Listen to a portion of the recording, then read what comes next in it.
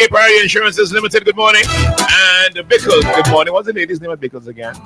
Big up to Cass and crew. And big up to the persons upstairs and Vinette. Big up everybody upstairs at GK Priority Insurances. Villette. Oh, Miss Brown. Miss Brown. Miss Brown. Yeah, big up Miss Brown. All right. So the compliments of GK Priority and Bickles earlier. So I tell earlier, the Trini man name is Lal. He'll be right by the junction there by 11 selling doubles. When I was eating too, and I said, Lal, but give me slight pepper and some kuchi and that, boy. I sure is storm. I see come across there and say, Lal, fix me up. And Lal give me say, well, heavy pepper and real kuchi lavas.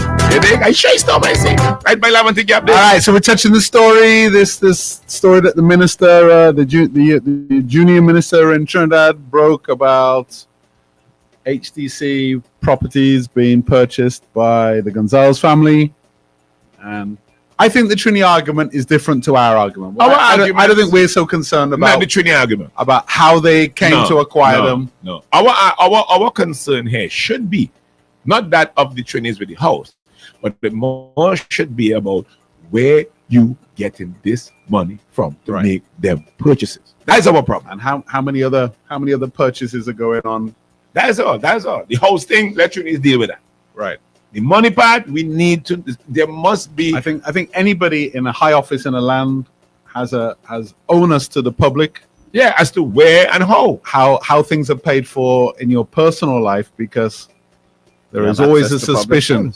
In the absence of the transparency, you get all the speculation. Of course, and this is what persons don't realize. Morning. My question is, how we country poor them the rich? Where money coming from? All right. That's my question. Good question. That's everybody's question. How is it that whenever the NDP propose something, where they get the money from? Where they get the money from? But no, you doing this, and nobody can question you. Morning. But you. Oh, hold on. Morning. Hello. Hey, morning. Hello, morning, guys. All the paperwork or the document that is in HBC online. Yeah. That was message to the Prime Minister's son, right?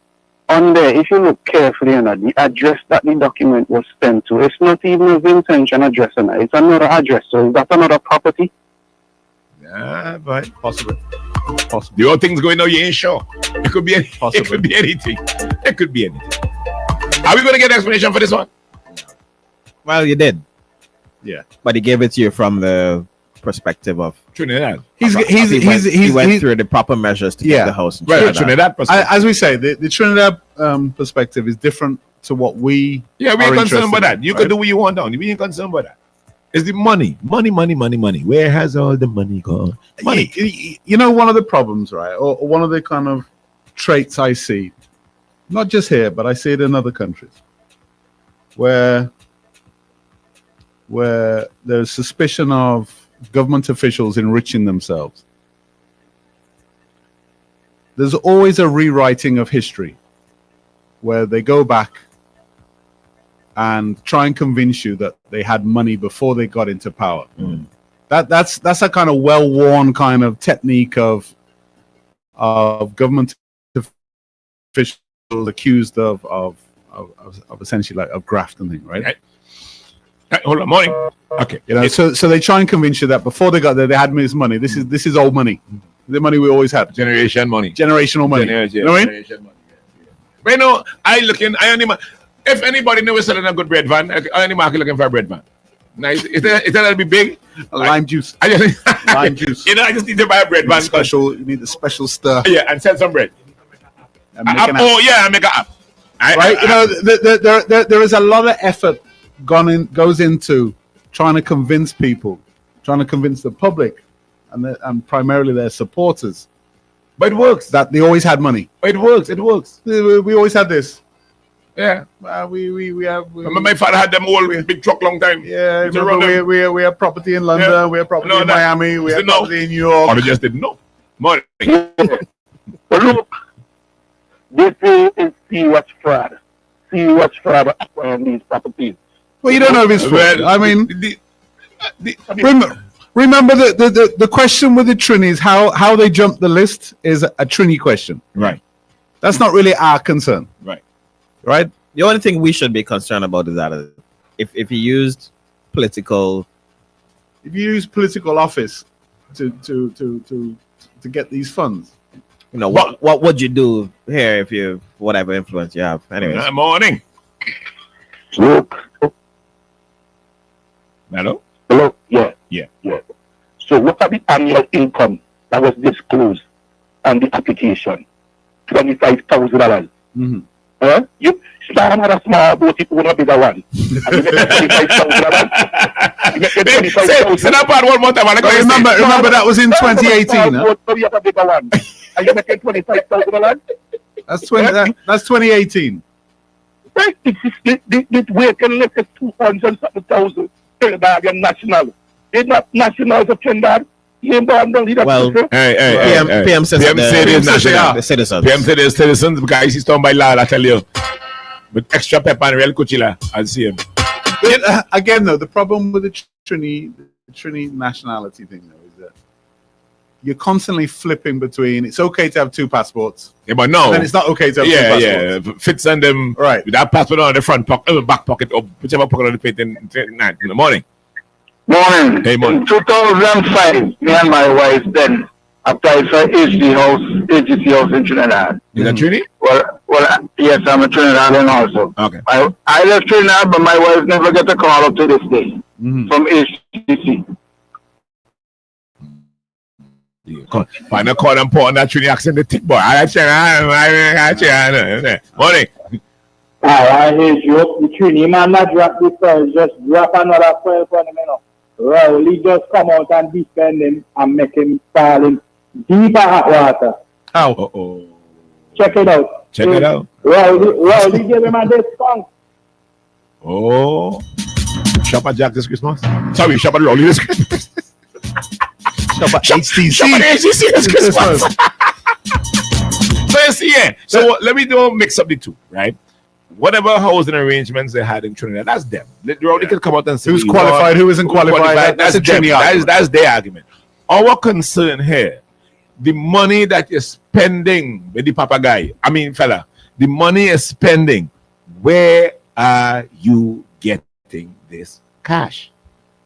It's either or. Is that they're going to tell you or you ain't going to tell you? Which my guess is you ain't going to tell me. Because in his head, you don't make excuse already and you put in the sympathy card, which works. We can say what we want. And presumably you would have tax records to back it up. Exactly. Morning. I live in Tiki is 1.8 million EC dollars. The average Vincentian house is over $1 million, so it's a big deal. Which average Vincentian house over $1 million? Top sellers, which average Vincentian house over $1 million? Top Vincentian, 1,000 Vincentian current house over $1 million. Dean, hush.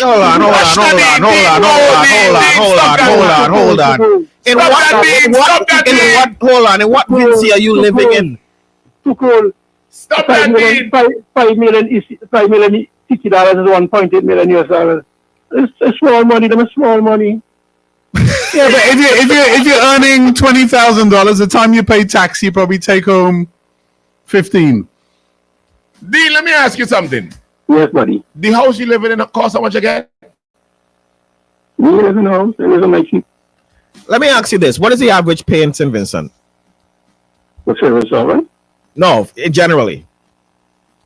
Different grades. Depends on what you're doing. Yeah, average. The average. 1,500, 2,000. Now tell me, right? How could the average pay be $1,500, and you're telling me that the average home in St. Vincent is $1 million? Well, maybe not. There are some houses. Oh, that are over $1 million. Of course. Nobody denying that. But you can't say the average house, like the average person could afford $1 million home. Right. You know, even a piece of land these days, in some areas, you go for it. Yeah, some. But how many people could afford that? A lot of people look. Come on, man. You just said the average pay is $1,500. Income is $1,500. How are you going to afford $1 million property? As I told you the other day, right? A lot of Vincentians have a lot of pride in themselves, and they think they Dean, if you're earning $1,500, the time, even if you're the most frugal, best spender, that's only going to leave you a couple of $100 in disposable income. But besides that, So how are you going to get a loan? $1.8 million is nothing at all. So Most banks give you 3 times your salary. $1.8 million is nothing at all. Senate, give me please. Yeah, tell you, boy, give me a little share of that. brother, Long time. that Kool-Aid boy. What are we talking about here? What going on here? How could you say with your You left see? hand, right, that the average home, it's $1 million, but how much is the average pay? Like 1,500, 2,000. What I just tell you about you have people will take this to tongue. What color is the Kool-Aid you drinking from? Bro, Red. Right. Oh You my drink God. that is 2 pack of Kool-Aid and 1 teaspoon of water, you know. So you asked this morning if people would define. And you asked, what did I say? You asked if people would care. No, but it's Yeah. you've got to remember, right, Oh my God. that this isn't an isolated purchase, right? Yeah. It's not like this is my whole life has gone into these 3 homes, right? I'm all in on these 3. That's it. That's the investment. That's it. I have a boat, and then I bought a bigger boat. Right? If the labels, I built a house here. You know what I mean? It's not like this is all and everything. I tell all the people On top of that, I bought one in Miami. yeah. I never have one. God knows where else, right? This would suggest this is part of a portfolio. I tell all the people I can believe this. guarantee you that we do not live in a society where the average man could say $1.8 million ain't nothing. It's a drop in the bucket. Yeah. Stop! Come on, Come man. on. But why would we even make that argument? Because on, we want man. to What are we defend. talking about? This is what you call defending. Why not just ask the relevant authorities? Why didn't we get that integrity legislation? Why didn't you get the transparency? Why didn't we get it? You know what I mean? Because the purpose of these things is to avoid this kind of speculation. Morning. I tell you, You know what I somebody mean? go defend it. So when you come in office, you declare your assets, we see what you have, and then so you could see what you could afford and what you can't afford. If you're buying something that you can't afford, then people need to know how. Where did the money come from? 1.8 million. It's a normal democratic question. This isn't anything Is it? out of the ordinary we're asking her. Or is it? Oh, it should be. Morning. Christopher Java. Morning. You can imagine if this was happening to anybody in the NP or Mr. Frog. Murder. What would happen? Murder. I keep saying this all the time. If this was about Friday, it would Why? be a joke. Morning. That's what Morning, fellows. Hey, morning. Where is the stuff that was promised? Where is this legislation? Is this the reason why we don't have such legislation? Is because we're trying to keep everything out of the public eye. Why? But you can imagine if the UOP were power hungry. Morning. Good morning, Luke, Jagger, and Tuku. How are you doing this morning? Not too bad at all. You have a $1.8 million to spare?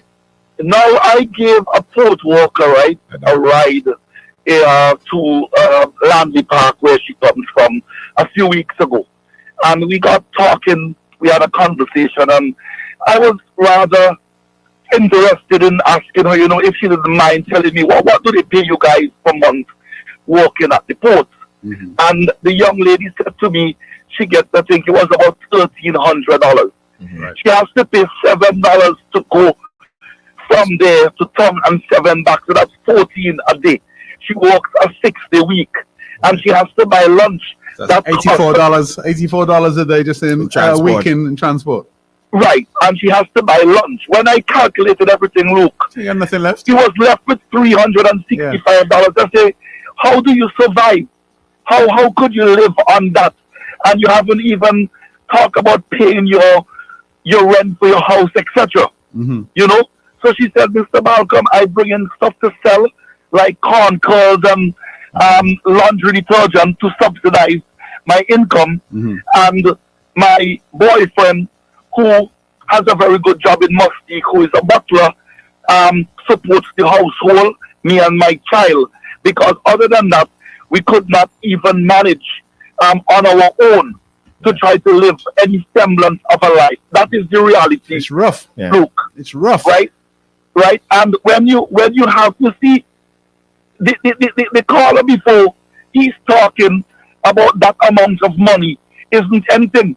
but he was counting for medical money. Bye-bye. Have a good day. Bye. All right? I came to the compliments of Bickles. And No, listen. I know we're not getting into people's personal yeah, right? But you can't ignore the fact that when you needed medical treatment, that 1.8 million wasn't to hand. And it's so much easy money to get. It's nothing. It's nothing. Come on, man. I mean, I don't wish illness on anybody, right? But let me face reality, man. I mean, 1.8 million is plenty money to almost everybody in St. Vincent. It's almost unachievable money to plenty of us. You can't see it. Yeah. You can't see it. I would agree with that. You can't see it. I would agree with that. We coming back.